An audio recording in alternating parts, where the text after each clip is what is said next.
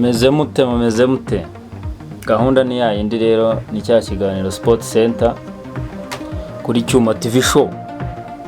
Uyu munsi rero nk'ibisanzwe amakuru ni menshi, sibye ko tubafitiye no mushyitsi mushya kugira ngo tumuhe ikaze tubwire uko ibintu bigiye byifasha. Okay, nongera amasuza. Ndi mushyitsi hano kuri Cyuma TV show muri Sport Center. Nkaba nzamfatanye n'abahungu hano makuru cyane mu mwuga. Izina ryanjye akaba ari Arsene, atubana kino kiganiro. Nishimiye rwose kwambana n'abagabo bakomeye cyane kabisa nubaha, ariko ndizera ko tuzanezeza abakunzi ba Cyuma TV show muri Sport Center. Kandi muzagenda mubibona namwe impinduka zizaza. Icyo umuntu abashaka guha amakuru meza acukumbuye, analize nziza cyane cyane kuri Premier League. Murabizi ko ni umwihariko wacu twatangiranye, kandi turabizi ko mubikunda rwose. So nishimiye kwa namwe, murakoze cyane. Samu bimeze bite iyi weekend mu mikino? Ukomeze bimeze bite? Kanange aka kanya tuvugana amagaze neza, njya ngo mwese murabibona. Twongeye guhurira hano mu kiganiro, twari tumaze igihe tutabonana, twongeye dusangiza abanyarwanda ibintu byinshi bigiye binyuranye byaranze iyi weekend, cyane ko imikino rwose yagarutse. Hayavuyemo imikino y'ibihugu, no muri no weekend hari imikino. Turaza byose kubinyuramo abanyarwanda bagende basobanukirwa tayari. Bashuje cyane kabisa. Kigaragara rero nuko ejo Premier League izaba iyoboye weekend, no hazaba hari imikino ikomakomeye. Ahandi ndabona ari imikino igiye isanzwe kuntu, ariko Premier League yo ni bisanzwe, ntago weekend ijya yiburira umukino ukomeye. Ariko hagati aho ngaho hari n'imikino y'ibihugu yagiye iba ya World Cup qualifications muri Afrika yagiye iba, hari n'imikino ya shampiyona y'u Rwanda yagiye iba. Nayo yose turaza kuyinyuramo, ndumva twabanyuriramo ukuntu imikino yo mu Rwanda ifungura shampiyona y'u Rwanda yagenze. Nyuma yuko bari barasubitsemo gake rero shampiyona yagarutse ku munsi wo kwa kane. Murabizi ko Amavubi rwose yari ari mu butembere mu minsi yashize. Amavubi yacu abezi ko yakinnye imikino ibiri yose rwose ni ukuri tubabara. Bya bintu bisanzwe. Ubu rero shampiyona yarigarutse ku munsi w'ejo kwa kane hashize, ubwo ikipe ya Kigali yahoraga n'ikipe ya GIRA FC. Igitego kimwe cya Kigali cy'umuhungu Tachabara rwose komeza gutabaye Kigali, ariko Kigali bayinize cyane. GIRA yateye umupira, ariko ikipe ita GIRA ifite umwataka w'umuswa. N'umwataka wakinye muri Chan yakiniye iriya kipe yewe ya Ntuza Central Africa. Ni umuswa cyane, umuswa yarasi ibitego GIRA ifite amanota 3 akandagira cyangwa ibitego yarabihushije abantu barumirwa. Ariko hagati habaye n'undi mukino ikipe ya Gicumbi yakinyemo na Espoir binganya ubusa ku busa. Uyu munsi rero hataye indi umukino wabanje ku isaha saa 6:30. Ikipe ita Gasogi United y'Umutara Kenisi hariya rwose na Rutsiro itsinda umuntu 3-2. Kenisi bari mu byishimo bikomeye cyane rwose. Ejo bundi nawe twamenyesha ko yakoze ikirori hariya cyo gutangiza umwaka wa shampiyona. Hari anagaragaza jezi, abakire bigaragaza bagura jezi ya miliyoni. Kenisi hariya yateguye cyane. Kenisi aba yateguye. Dukomeye twihuta. Ku munsi w'ejo ku gatandatu hari indi mikino. Ibitego bya Gasogi na Rutsiro ntabwo banyuriramo abagabo baratsinze. Ntago ndaje ndabanyuriramo. Uwo nzi ni Rugangazi yatsinze igitego, Almera atsinda ikindi cya Gasogi. Jibril atsinda ikindi. Wani mubi cyane. Na Rambaramba akubitamo ibitego 2 kubita ibyo ni ibitego 5 byabonetse mu mukino wahuza Gasogi na Nuzi ko yari imvura match yari cyane rwose umupira wo muri Afrika wabonetsemo ibitego 5 abari ibyo kabisa babakinnye so rero ariko twamenyesha ko hari imikino Kiyovu wayigarutseho Kiyovu ikipe gutsindwa igitego kimwe na Polisi genda bikujabuka ikipe bita Kiyovu Sport yahuye n'ikipe bita Polisi FC ubwo rero rwose umukino wa ku isaha 9 abantu bari biteze ati abagande bacu aho bita Muzamiru Mutiaba no bita Emmanuel Arnold Okwi baraba rwose barimo barigaragaza batsinda hariya kipe Polisi itozwa n'umutoza bita Frank Notari ariko rwose ku minota 68 uwo bita Ndayishimiye Dominique Antoine atsinze igitego cya Polisi mu minota 40 bita Mugenzi Cedric ahita cyishyura nuko match yaje kurangira urumva yuko rwose amakipe kimwe kuri kimwe ibi nibyo tumenyereye muri Afrika ngenda mbona imikino myinshi yo muri Afrika bikunda kuba kimwe kuri kimwe namwe niko mubibona Afrika urumva irangwa na draw bitabaye cyane no mu Rwanda kimwe kuri kimwe amakipe ntaga bari ku rwego hejuru arushanye ubushobozi burenze impamvu usanga rwose mu Rwanda ni draw abantu mugura kuri ibintu bya betting mu Rwanda amakipe nubona ari ku rugero nibariza amakipe yo mu Rwanda buriya hari company nimwe wayasanga hano mu Rwanda aba waya betting nta naho zitakiba ariko muri gorira muri 40 no muri feza company zose zabika ngo nimbare 1x noneho uyu munsi turabashodiru muze gutega amatwi rwose ntugere i Burayi turaza shwadiro hari ubwatsi bw'amafaranga turaza kuzi banje ndihera rwose muzamutubwira ati bimeze mwarakoze cyane kuduha shwadiro batamiza ariko dukomeza no ku mukino ejo izaba tubibutse ko hagati aho ari imikino 2 yasubitswe kubera yari kuzabera kuri stade ubworoherane i Rubavu bitewe nuko habaye ibintu by'imitingito ngo stade yarakemanzwe ngo imitingito iracyari i Rubavu ngo byarase ahubwo umutingito warabaye hanyuma hazamo ubutaka busa nk'ubucikamo kabiri kandi igice kinini cyane ku buryo cyambukiranya Rubavu rwose ngo kikagera no mu Kivu ubwo rero harimo agace gato ko mu aho abafana bicara nako karimo ubwo rero bavuga bati ntabwo wakwicaza abantu ntabwo umutekano w'abantu waba wizewe igihe bicaye ahantu hashobora kuba hagira ikibazo cy'impanuka niyo mpamvu imipira yose yagombaga kuhabera gisubika muri iyo mikino yasubitswe rero harimo iyo bita Etincelle izahuza yo guhuzwa na APRFC arasubitswe asubikwa n'umukino wa Marine na Mukura Victory Sport ugombaga kuhabera ariko ku mikino izakomeza ku munsi w'ejo Etoile de l'Est izakina Musanze FC Rio Sport ikipe y'Abanyarwanda timu ya wana yinshi Bugesera yakiye ikipe ya Bugesera kuri stade Nyamirambo saa 9 hariya nanjye match nzaba ndi yo rwose hariya tayari rwose Rio Sport icuranga umuziki hariya ubu bita Kiri wanzenze toza Bugesera ariko wanze nayo imeze neza reka ntabwo yishinyagurira arashinyaguye Rio Sport ifitemo ibibazo ariko nabonaga abafana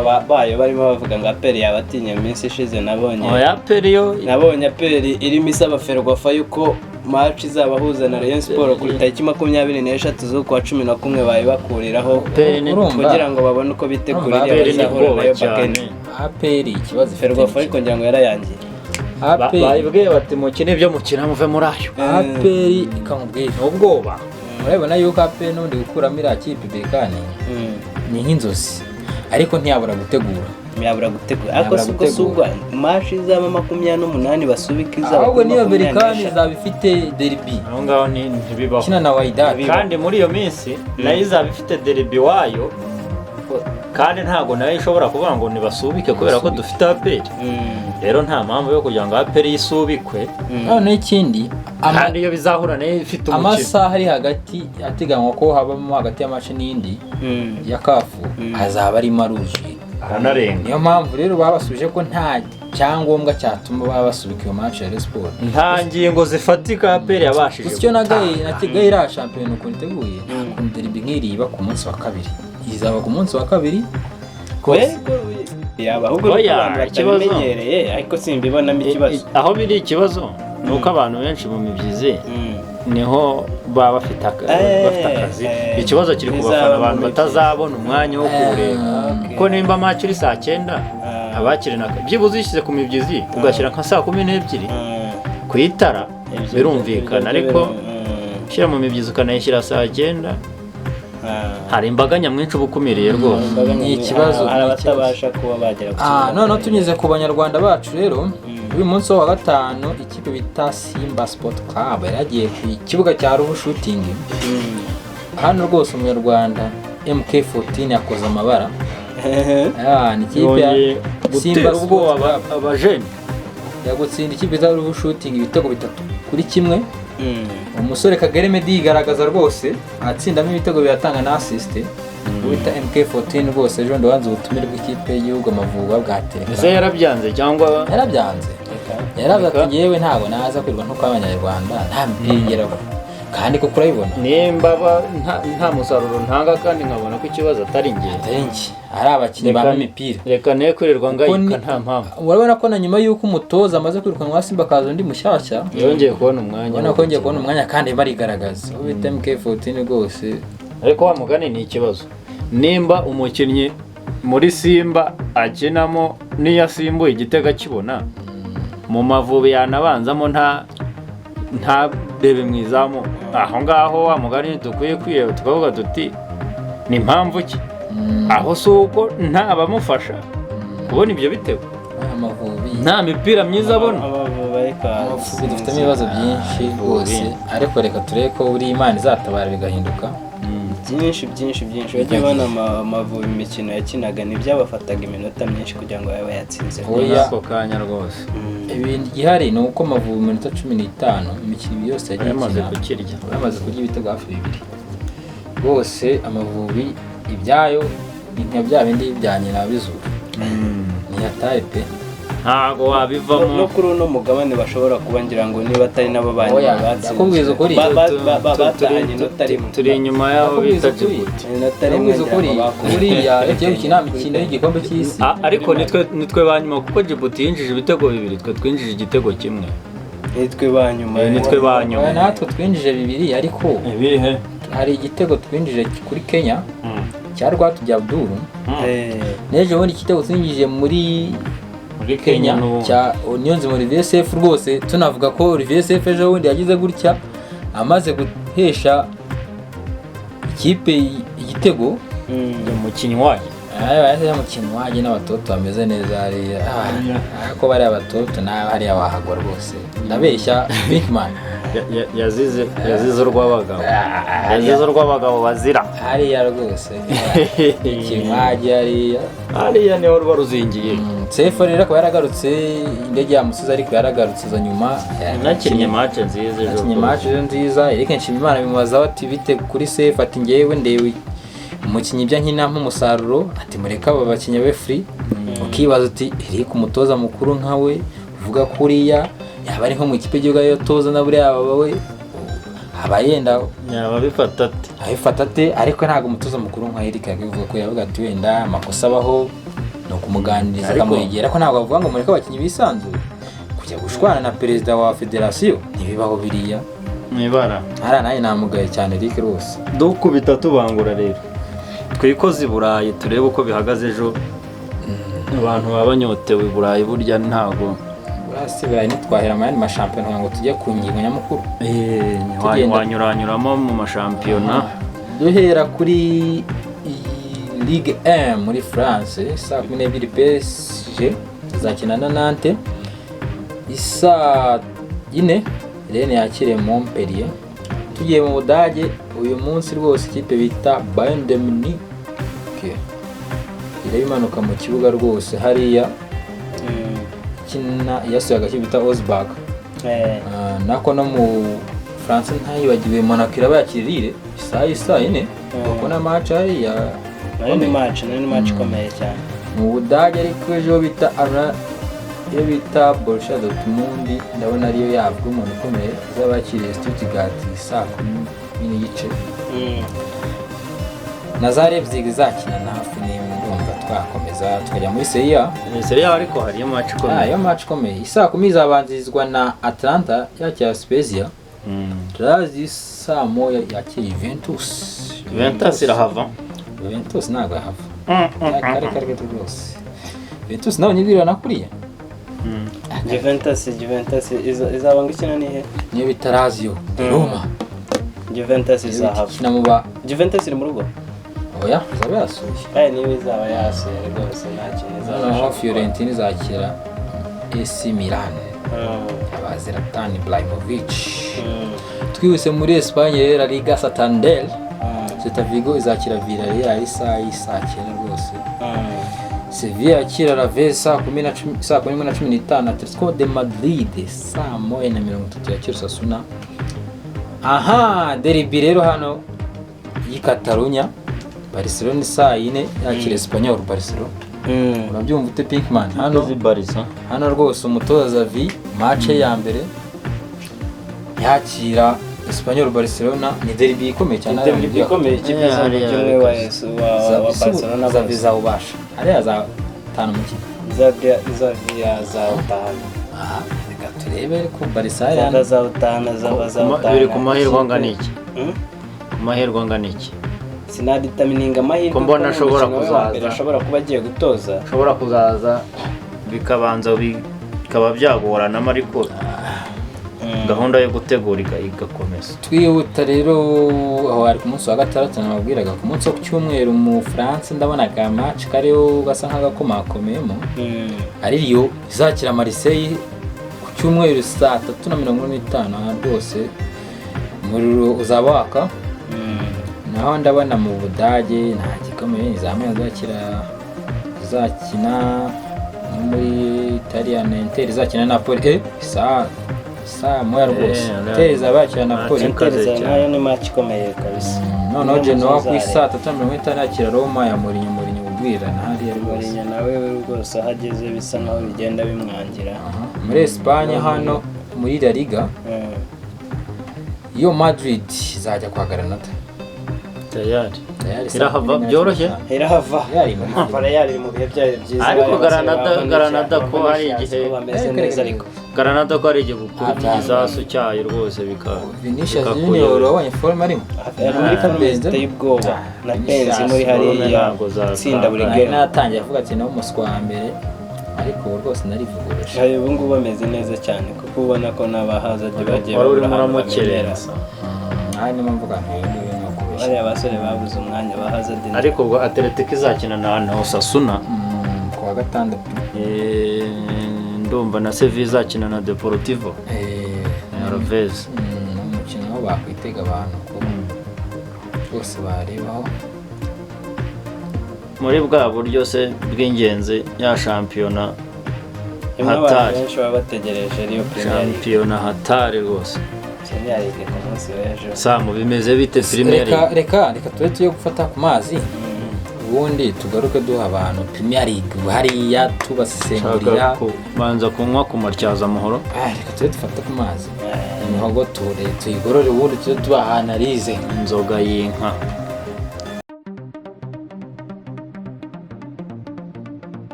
nyuma y'akaruhuko gato twari dufashe ndakeka ubu ngubu umwanya dusigaranye twawerekeza muri Premier League hari amamace hari abakinnyi badahari hari abagarutse tukagenda tubigarukaho mbese izi match zihari Sam tunyuriremo tubwire uko bihagaze reka mbanyuriyemo match zizaba zimanuka mu kibuga ku munsi w'ejo ku isaha ya saa 8:30 Leicester izaba yakira ikipe ya Chelsea The Blues ku isaha ya saa 11 naho hari indi mikino myinshi iteganyijwe Aston Villa izaba yakira Brighton, Burnley yakira Crystal Palace, Newcastle yakira Brentford, Norwich yakira Southampton, Watford yakira Man United, Wolverhampton yakira West Ham.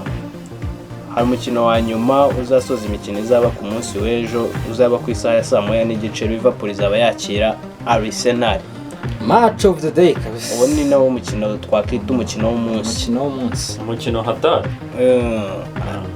Imikino yose siko turi bugende tuyisubira ariko hari imwe y'ingenzi tugomba kuvuga ko byagenda kose ya Chelsea na ugomba kugiraho ubusesenguzi. na Leicester turayivugaho na match ejo y'umunsi nayo turayivugaho.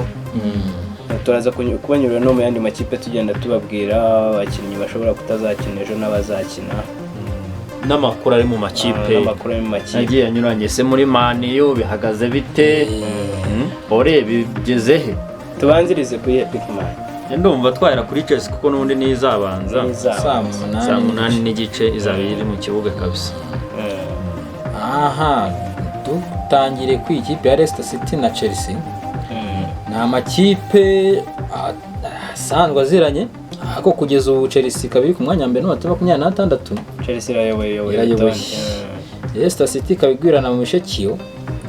Ariko umutoza n'abahanga n'abakinnyi b'abahanga bashobora kukubirindura. Nubwo mu mukino uheruka Chelsea yari yayitsinze ariko ntiwibagirwe yuko yanayitwaye igikombe cya FA final. Ni ikipe ikora Chelsea cyane ifite n'umutoza w'amahanga Brandon Rodgers. Ko bitahababaza rwose. Baheruka guhura Chelsea yatsinze Leicester City igitego 2. Ariko na match yari yabanje muri FA Cup. Leicester yatsinze kimwe Chelsea.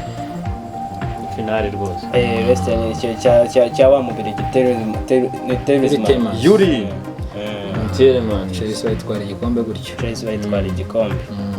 Rero tugarutse ku bashobora kubanzamo kuri iyi match. Ubita Kaspa Shumaye ko mu izamu rya Leicester City. Impande hacaho Pereira, urundi hacaho Castagne. Iyo bita defense irimo bita Siyuncu na Evans. Hagati harimo Ndindi na Suleiman. Noneho imbere hata ko bita Lukman, Madison na Barnes. Ataka ni wa wundi utagihinduka Jamie Vardy. Ku ruhande rwa Chelsea izamu nta wundi sarundi buri yatari Edouard Mendy. Ariko na Kapariza Barega bamaze kuba umuzamu mwiza sinzi impamvu batamushyira mu kibuga. Kubera kubona competition imbere yari umuzamu uri kubera atabona competition ariko Kapariza Barega nawe yameze neza. Kubashobora yo kubanzamo bamugereranya n'ura muhungu ariko. Ndi hara n'igiswime cy'abagendana hari yaciye impaka. Kira giswime cye wajyanga bagiye kogera muri Muhazi se hari mende yari izamara bifasha. Abashaka kubanza muri kwanda rwa Chelsea kuri defense ni Rudiger, Christensen na Azpilicueta. Hagati Chilwell, Jorginho, Kante na James uri kwitwara neza cyane. Nabonye rwose nejo bundi muri Desria yazare marisha Trent Alexander. Hariya ku mwanya yaroka byose. Imbere yabo hariho bita Hudson-Odoi na Mason Mount atakariho Kai Havertz mu giheruka ko rwose Lukaku Menama Boringori akiri mu mvune. Lukaku aracyari mu mvune bita Kovacic na Silva na Timo Werner.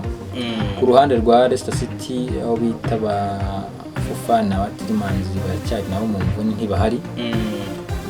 Rero niyo probable lineup yabi tuba twababwiye ushobora kuza kubanzamo ushobora no guhinduka yabari probable lineup. Abari probable lineup nago babyizewe ko ni wamenye ejo n'abapanga areta abihindura. Sasa rero ikintu Chelsea yaranira ni kuguma kuri mwanya wa mbere.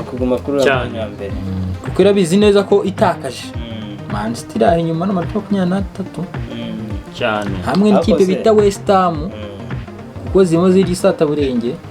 Rero ikipe za Chelsea irabizi ko ku gikombe nta kunenganenga hariya no kwita ikubita Leicester. Nabonye Leicester yitayiki ntago ari ikipe ikanganye. Leicester ntago ari ikipe ikanganye. Ni umutoza w'umuhanga n'amazina akomeye ariko nayo yari maze iminsi isa nkaho iri mu bihe byayo bibi. Mu by'ukuri ejo Chelsea yitwaye neza. Chelsea go n'abataka bayifite ariko n'ubundi mu mikino ishize twagiye tubona Chelsea igenda itsinda kandi ikoresheje bariya ba fullback. Twagiye tubona Chilwell na James Luiz basa nkaho baheka Chelsea nabo bayitsindira. Ari nabyo umutoza Thomas Tuko yagiye ateramo urwenya avuga ati ahubwo Lukaku na Timo Werner nibagaruka nshobora kuzabatoza gukina nk'aba fullback.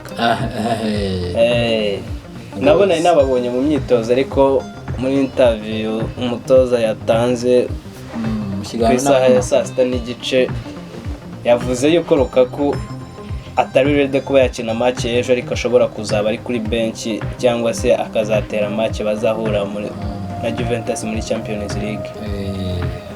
Timo Werner nawe avuga yuko ejo bishoboka ko yaba ari kuri bench. Doubtful. Doubtful. Kovacic niwe yavuze usanga hakiri hanze. Ane Lukaku na Kovacic ndetse na Marcos Alonso. Na Alonso ntago bashobora kuboneka. Ntago bahari ku munsi w'ejo. Isaha 11 rero. Aston Villa ifite umutoza mushyashya Steven Gerrard akira Brighton. Steven Gerrard umuhanga watwaye igikombe mu ikipe ya Rangers adatsinzwe game n'imwe. Steven Gerrard wese aje kora ko yakandiraho muri Aston Villa. Uriya rero umutoza utegurirwa ikipe ya Liverpool buriya ko barangiza amasezerano hariya ahitagenda gusimbura. Ariko aranafitingamo hariya Aston Villa ni ikipe yibona ko imubereye rwose yakomeje kwitwara neza hariya hantu afite umwanya wo kwigaragaza. Aston Villa ikintu umutoza yazize abakinnyi urwego bari bariho sezo yashize. Umunyezamu hariya rwose Martinez hariya sigara afashe izamu rya Argentine niho siwe banzamo kandi ntiyabafashije gutwara Copa America. Urumva rero n'abahore Watkins bose ariko ikibazo bagize bahuye n'imvune mu itangira ryaba aba bakinnyi baguze bose usanga bari mu mvune kandi hari abahavuye ariko izo mvune usanga nkaho ubona ko zabashegesha cyane kabisa. Zira mvune iyo batazigira nka Watkins yahise avunika. Watkins ubu si muzima se? Ubu ni muzima ariko yatangiranye imvune ndetse n'abandi bagiye banyuranye. Umutoza adakina se? Oya umutoza afite ikibazo. Umutoza ikipe ya umutoza hari ahantu yagiye yagiye muri Southampton muzanira Danny Ings wari mu Norwich agiye kuyimanura neza. Aragenda ari ikipe arayirangiza rwose ibura umusaruro. Ahubwo noneho nabonye kuri Karorodi bamwakiriye bari muri Norwich buriya ntayitwaye mu cya kabiri. Agiye kuyimanura n'icyubahiro idasebye nk'uko yari kuzaseba. Norwich ni umukandida kumanuka n'icyubahiro wamanutse ariko hari ukumanukana inota rimwe. Wenda we azagira udukino hari udukino azatsindamo ari ukumanuka nabyo. Reka tubanze turebe tuvugana mbere dore ko yongeramo yere mashyashya. Ubusa buruta ubusa. Norwich tuvugana ari nayo yanyuma izakira Southampton nayo saa 11 iri mu rugo. Norwich tugaya nejo ukuyeyo tunayikomerezaho. Reka form game ishize yari yatsinze. Southampton nta nubwo ari ibintu bikaze cyane. Southampton yatsinze Brentford. Abantu bose bari biteze yuko Brentford iri butsinde ikipe bita Norwich ku mwanya wa 20 wanyuma ifite amanota 5. Southampton ku mwanya wa 18 kumva yuko rwose ni insina zitarishanga. None se Brentford ku mwanya wa kangahe? Football ni football. Hari wari witeze ko nuza Norwich yasanga Brentford ikayitsindira mu rugo zikagutandika rwose. Bino n'amakipe bari nko mu bushobozi bumwe haza n'icyo cyo gutungurana.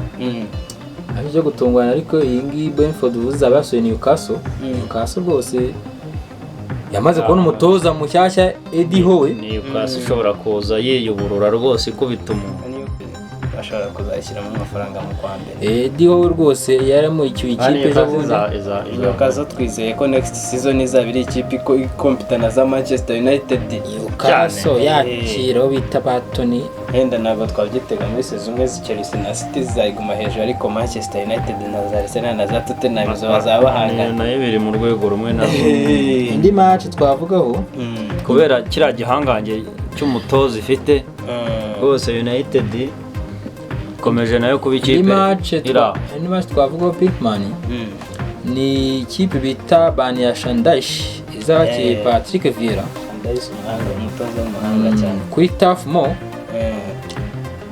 Rwose umusifuzi azaba ari Simon Hope hariya ku isaha 11 rwose mbona amakipe hari abantu muri za nzu z'amahirwe amakipe yose akubiye kimwe akubiye kangahe 270 mugene mutereka w'abantu bivuze ko zinganya amaboko bagiye inama yo guteka kuyihe kibuga tafu mu rwose hano ikipe bita Crystal Palace Palace yari ni dure chance yayo Palace ntabwo arayahatsinde itsinda Shandayisi imusanze mu rugo cyane Shandayisi baza ikintu utazi ni Burnley no ruca abana hari jewe aho ngaho reka mbabwiza ukuri niba hari n'ababetinga wagenda ugura double win ya Burnley kuko simbona ngewe Crystal Palace itsinda Shandayisi musanze reka nkubwire uzi igihe wo bita Shandayisi ariko gutsindira atsinda ikipe ya Brentford 3-1 naho wenda amaze gutsindwa na City 2-0 anganya na Southampton yatsindwa na Tottenham yari mu bibazo urayibuka Tottenham yari imirirukana umutoza nono umva rero rwose Shandayisi nawe igihe kirageze ngo ari kuri ikipe ubwo Crystal Palace tuvugana ni ya 10-15 bani ni ya 18 nawe urumva Crystal Palace izabona amanota 3 ku kibuga cya wenda 3 ntabwo nayizera ariko nanone ntabwo navuga ko izahatsindirwa biragoye kandi ndabona izahatsindirwa gukandika match rero niba wibuka game ishize yabaye mu za champion isa nkaho ijya kurangira ndibuka neza ko Burnley yatsinze Crystal Palace yisanze mu rugo ibitego 3-0 bihe byarahindutse umutoza igitego cyagiye ahubwo mu mikino nk'itatu iheruka ndumva Burnley itsinda Crystal Palace gusa ubu Crystal Palace yagaze neza cyane ikipe bita Burnley ishobora Crystal Palace birapfa ariko kandi kamaca hano rwose muzakwirebera ku saa 11 Wolves yakira West Ham ariko mwabagomba ikipe bita West Ham match kwikomera ikipe bita West Ham akubita nka shanyarazi akubita hariya West Ham imeze neza cyane West Ham nyuma y'umukino buhagarariye bajya muri international break bakubita Liverpool tsinda Liverpool ibitego 3-2 bakubita Liverpool rwose West Ham imeze neza kandi West Ham ni muri Big Four mubyibuke Big Four ahubwo sizanavamo mwanya wa gatatu zanavamo imbaraga ifite West Ham na Manchester City ubona rinde uzayihagarara imbere tumwataka w'igiko West Ham rwose Tonio yakubise Liverpool rwose inayirusha umupira ubona ko irusha umupira imaze gukubita Aston Villa ibitego 4-1 ngirango niba nibuka neza yari imaze no gukubita na za Tottenham na za Man City muri noza muri hanyuma se ya kipe y'igihangange ze izakina ryari yani yewe itijyanga ya kipe itozwa n'umutoza w'igihangange reka ariko tunajyaho rwose ku isaha igihangange cy'umutoza ikipe bita Watford zabakiye Manchester United kuri Vicarage Road Stadium umusifuzi ni Jonathan Moss Vicarage Road bura noza zahabaza ore n'umutoza ukomeye cyane irarayitandika ibice n'ibi 4 wagira ngo afite imigabane muri mane naho wenda bagomba ibice n'ibindi akaba yaragiye rwose reka bakomeye cyane ore nuko ari umutoza utuje naho yaba ari nka Mourinho zibiriya intsinzwe yose biba Mourinho akagenda akijundika abakinnyi akabasi muri abanyamakuru akabavuga ariko ndakwiza uko yuko yaba ari Mourinho baramwirukanye buriya niyo batsinzwe ore ari aragenda akituriza ariko nagenda akituriza rero umwuka muri ntuzaba ngejo bundi kuntu yagize gutya amaze gutsindwa na Manchester City agahita yerekeza iwabo muri Norvege akabanza akifatira akaruhuko ariko ko haruka bakoze uri aruhukagamo ibiki nabiriya bintu ariko nabiriya bintu nabyo bituma uri freshinga mu mutwe ukagabanya stress ariko ubarita yaraje gukubita n'abakinnyi nabo bishimira kubona ka off ndaguhakane iyo babibonye gutyo bagenzi babo bagiye muri international duties aromewe abandi nabo basigaye bagahita bibonera akaruhuko at least nabo barishima ko baragenda bakegerana n'imiryango nabyo biba ari ibintu byiza bari bakeneye hanyuma se tuvuye ku byo bari bakeneye hanyuma ikipe wabonye ikeneye kagaruka kare wabonye kagaruka kare ikipe yo ikeneye iki ikipe ikintu ikeneye uyu ni munsi umutoza uzana systeme nshyashya. oya waraye n'umutozo ukomeye ariko nawe big man nawe bamuha amasezerano bamugirira icyizere burya njye nizerera mu bintu ahubwo we nagufana mani nagufana mani tuyiryamye aya umva ukuntu ibintu bihagaze njye nizerera mu bintu bijyanye no gutanga icyizere ore nibamugirira icyizere bamuha igihe iyi kipe azayigeza kuri byinshi bishoboka icyizere batamugiriye ora azayigeza kure United niyo yatangiye iri mu ikipe zihanganira iki gikombe ese bavuga ko iki gikombe kikirukaho ore azayigeza kure hashoboka akuribuka ashobora kuba heza cyangwa habi ariko hazaba ari kure. tunabibutsa ko ikipe ya Watford ifite umutoza wita Claudio Ranieri umenyereye no amukubita nawe ikintu nabonye muri iki gitondo ku isaha ya saa yine ku isaha ya saa yine mutandika rwose ikibuga cyabo cy'imyitozo Carrington ngo umutoza Oresha Shogana yagiranye inama n'abakinnyi yita aba senior player bo muri Manchester United bari bayobowe na Cristiano Ronaldo na Bruno Fernandes harimo Harry Maguire kapiteni wabo harimo na Luke Shaw na ndetse na nande wundi bari nk'abakinnyi bagera muri batandatu na Bruno na Maguire Maguire na Luke Shaw arababwira ati rwose murabibona ko pressure nyinshi isa nkaho indiho ati kandi namwe bariho nk'abakinnyi iri no kuri Man U nk'ikipe ati mwihangane dushyire hamwe dufite match zikomeye muri uku kwa 11 tuzahura na Chelsea mu matariki ya nyuma y'ukwezi ya 28 tuzahura na Arsenal nayo turayifite na ndetse no muri Champions League tuzahura na Villarreal atariko mushyize hamwe twese tugafokasinga kuri no mikino birashoboka ko twabona resultat nziza cyane hagati aho mbabwira yuko bita inama yari ikenewe Pogba Varane badahari umva ko Man U se Varane nawe ibintu bye ko Varane afite icyo cya hamstring biraho ngaho afite icyo cya hamstring ubune bwa hato na hato Pogba afite ibibazo bibiri ari suspended ku ikete mutuku yabonye afite ikibazo cy'imvune numva Pogba yatangiye kandi binavuga yuko bita mineral rwose agiye kumwerekeza nayo bihabwa amahirwe kuri yari zanamusinyisha Pogba yatangiye neza nyine n'umukinnyi mwiza ndamukunda ariko mu by'ukuri Pogba ukuntu nawe ni indiscipline guy ubona ko indiscipline itazatuma akina umupira hariya muri Manchester kubera ko afite n'umwagenti ukomeye ushobora kumukuramo ibyo yaba adashaka byose yabimukorera Pogba ariya umupira arawuzi ariko washyiramo ak'ubusitari ka kinyafurika ariko hagati aho twihuse kuri line-up ishobora kubanzamo David Gea impande ni Shaw na Bisaka defense ni Maguire na Lindelof hagati ni Fred na McTominay imbere yabo hakina Rashford Fernandes na Greenwood ataka n'ikizigenza CR7 kuri aba Man ni bashaka kubanzamo rwose naho ubundi rwose ikipe ya Man hano itazanye byane byawazembe umukino yawe utahana ariko ubundi nka Greenwood cyangwa Rashford bicaje umwe bagahereza umwanya nuza Lingard banana cyafasha Manchester United mbona Lingard aziro sinzi ikintu azira Lingard ko bamutije season imwe ishize muri West Ham Lingard akaba undi wundi Lingard hariya Lingard kari umuhanga ajya kubabwira ati bagume abave muri West Ham aze ubone bita Van de Beek umutoza w'Rego na se yabasizanye ati muzi rotation nzanyikora ngereze mpindura ikipe namwe mubonemo mu mikino myinshi ariko oreya season yaratangiye umwatsa w'umuriro umwatsa w'umuriro ikipe ibiri intsinzi rero bavuga ati nabonye gushyama abana ngo ndakora rotation ndi gutsindwa ibi noneho byavuga ko none ari ukurangiza ikipe mpamvu barengaze na Van de Beek barimo bashaka gusohoka mu kwa mbere bakigendera ko rwose umutoza ukomeye nta bushobozi aba yababonyemo Van de Beek rwose bivuga yuko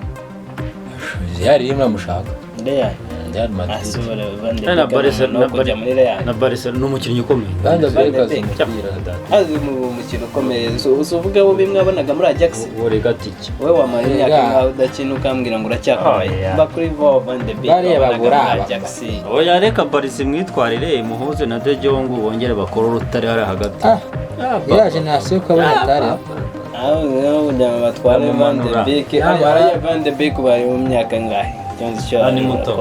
azavaragarura ikipe nyamara gusa icyo nababwira mwana umwe abantu mu beti Lingard ko nabonye n'umutoza avuga ko amukeneye kandi Lingard adashaka amasezerano aramukeneye ariko undi ntabona umwanya kandi icyo ashaka no gukina Manchester ubwo rero barimo baramwinginga asinya amasezerano guhera mu kwa 10 ubwo rero bamwinginga wazahitamo ahabona amasezerano imbere ariko ntago ashaka kuyasinya wazahitamo oya hanyuma ya match y'umunsi match y'umunsi ni kuri Anfield Road nzaba yakiriye Arsenal ikipe bita Liverpool yakiye bita The Gunners Arsenal abafana ba Arsenal Arsenal bategereje kumva rwose tugera ku ikipe barimo babona yuko no gutwara igikombe bishoboka birashoboka yani ikipe ikomeye cyane Arsenal gutsinda kuri Anfield Road urabona yumva nk'igihuha yumva nk'igihuha bikomeje kugenda bigora tugeze no muri za nzu ariko ngira ngo Z'amahirwe. ariko nyanga Arsenal zabiri mu rugo Arsenal zaba yasuye Liverpool numva Arsenal mwana mwikubi gatandatu kugira ngo utinye uri tayari Pickman guterekaho Arsenal kuri aya rwose mushyire kwa Liverpool aya bakire kwa Liverpool umusifuzi ni Mike Oliver rwose ku isaha y'isama azaba ahushye mu ifirimbi match itangiye hagati aho ku amakipe akurikirana Liverpool ni iya kane Arsenal ni iya gatanu Liverpool ku manota 22 Arsenal ku manota 20 abakinnyi bashobora kubanzamo bandi bari bakomeye bisanzwe ni Becker Nizamu Trent Mande na Robertson hagati umutima defense ni Matip na Van Dijk ejo bundi ari mu karifi ikipe ya Les Orange mu gikombe cy'isi rwose Qatar hariya hagati hagakina bita Alex Oxlade-Chamberlain na Fabinho ari kumwe na Thiago Alcantara imbere no butatu urimo Salah Jota na Mane kwa Arsenal ariko Mane ko nabonye asa hari doubtful arahari Mane arahari yagize ikibazo mu ikipe ya Senegal avamo ariko fitness imeze neza Mane azabaho no mukino Mane kandi abantu mugura ibitego muri beti ibitego cya Mane na Salah cyane ariko Salah buriya ntajya witwa Mane se katajya tsinda cyore ndi cya Salah cyo wakigaye ko se Mane katajya tsinda tujya kuri probable lineup ya Arsenal umutoza nuko asigaye abanza muta Ramsey rwose ubita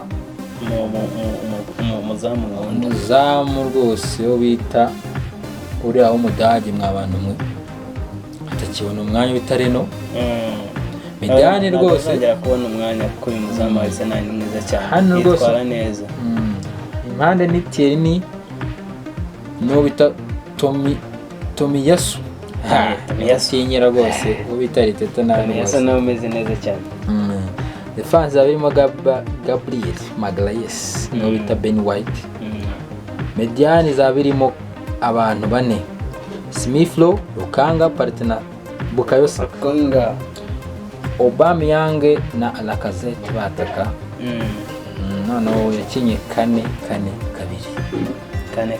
mu gihe bita Jurgen Klopp yakinye kane gatatu aha ninde uzahikura ahangaho ndabona hari urucabana mu gihe abatazabona kuri ya match ni Granit Xhaka na Arsenal noneho bita Jones Origi Elio Gomez Henderson na Keita na Firmino w'abantu mwe Firmino ya Liverpool yuzuyemo abakinnyi bakuru bose babanzamo ubu tugendeye ko bita Firmino Keita Henderson Gomez bose ntabarimo